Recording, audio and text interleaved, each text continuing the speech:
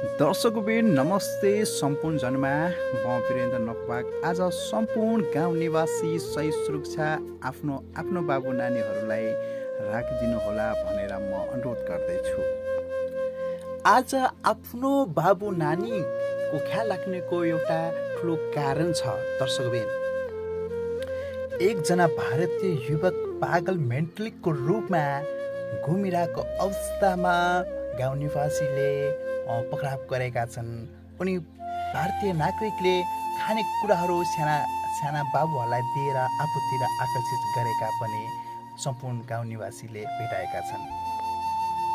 दर्शकबिन हजुरहरूले पनि आफ्नो आफ्नो ठाउँमा यस्तो पागल अवस्थामा भएर घुमेका हजुरले हेर्नुहुन्छ भने अवश्य नै उनी व्यक्तिसँग अवश्य इन्क्वायरी चाहिँ हजुरले लिनुहोला।